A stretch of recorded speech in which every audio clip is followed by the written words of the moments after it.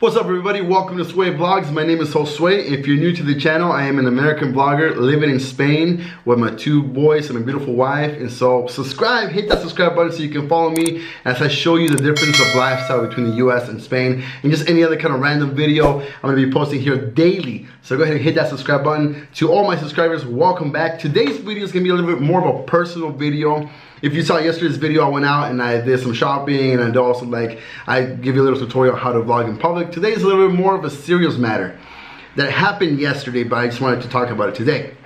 And today's video is going to be a little bit of a touchy subject to a lot of people, but it's an important subject, and it's about racism. And you see, what happened yesterday was that I was walking inside that shopping center called Marineda City here in Coruña. And I'm wearing my backpack because, you know, I'm going to work afterwards and I have my laptop there and my books of where, you know, because I teach English here in Coruña. So I'm walking inside the mall and the security sees me. And as soon as I pass by him, he walks right behind me. Didn't even think about it. And the thing is that he wasn't walking this way, he was walking the other way. And as I saw him and I kept walking, he turned around and walked behind me. He followed me all the way to the area where I put my backpack inside the locker. If you haven't seen the video, I'm gonna link it in the description here. I put it in the locker, I put my stuff away, I take my camera out, and I start my vlog.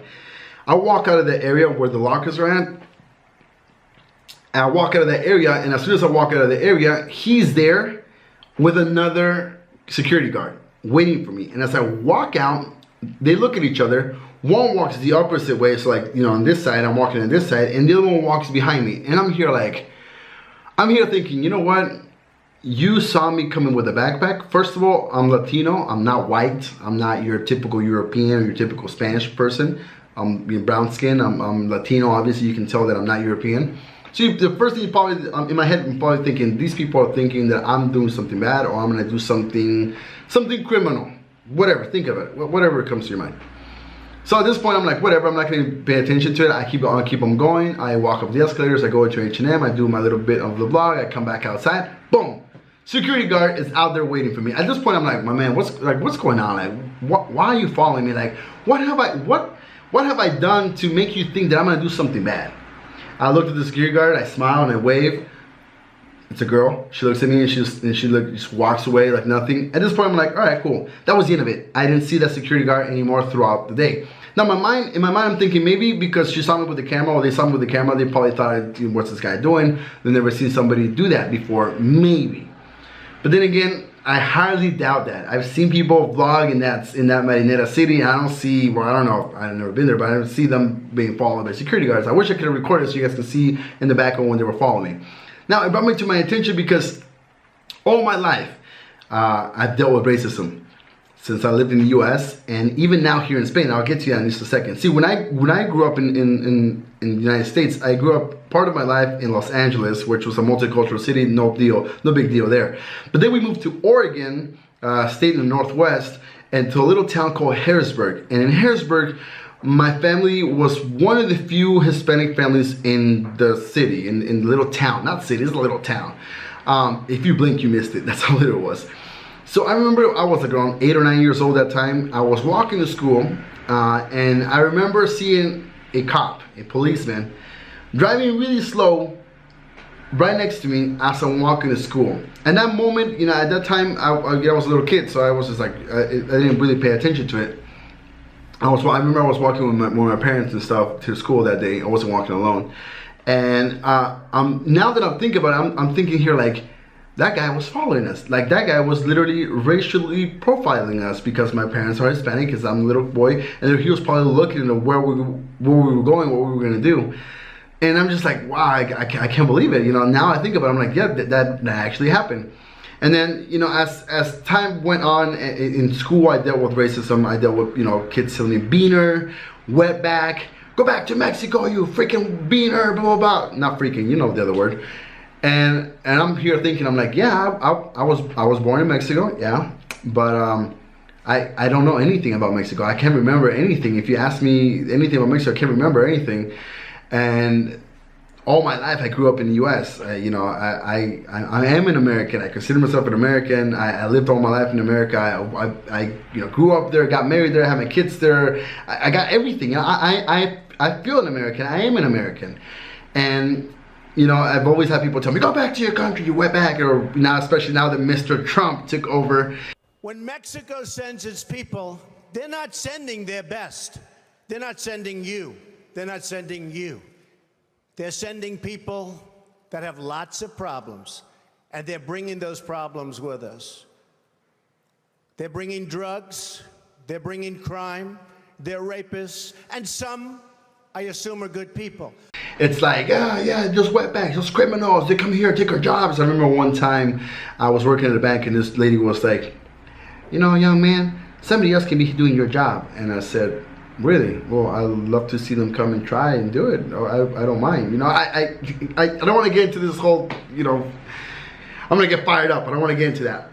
But throughout my life, I had people tell me, you know, because of my color of my skin, tell me that I wouldn't achieve anything, I wouldn't, you know, do anything in my life. I remember one time one teacher told me, you're gonna end up working at McDonald's just like your kind. And I was like, all right, cool. I had another teacher who I was like so happy because I wanted to study political science. I wanted to be into politics and stuff. And he told me, he goes, oh, I don't think you'll make it in politics, but you can try. I highly doubt you can make it. And he didn't really tell me because of my color of my skin or because of my nationality, but I kind of put the, you know, two and two together, that's what it was. I remember also in different jobs that I held, I've always had a person tell, like, you know, be racial to me because of what I am or who I am, you know, because of my nationality and my background, you know. And then fast forwarding all the way now to Spain. When we moved to Spain, I remember one time we were outside having coffee with my wife and my two little boys, and we were talking in Spanish, you know, just blah, blah, blah in Spanish. And I looked over to this table, and I looked over to the other table, and I saw this family just like glaring at us, and these ladies just like looking at us up and down, just talking amongst themselves. And I was just like, what? So I looked at my wife and I started talking to her in English because I'm like, you know, maybe they're looking at us weird because we're talking in Spanish, and I don't know. I'll get to the point why I said that. So I started talking in English to them, and as soon as I was talking in English to my boys and to my wife, the lady was like looking at us and talking again, looking at us, and then she like had the balls, the audacity, you know, the balls to turn around and say, oh, excuse me, with this song, where are you guys from? And I'm like, venimos de Estados Unidos. We come from the United States. We're American. Oh my God, de América. Wow, que no sé qué, blah, blah, blah. Just going off like, oh, welcome to Spain, bienvenidos, que no sé qué tanto. We're being sent to Spain. And like, let me stop there for a second. Let me take you to what happened yesterday, because after I got out of the mall and stuff, I got inside a taxi and I was going to my other place, to the music class that I go to in the afternoon. And in that period of where I was with him in the taxi driver, he's from Colombia.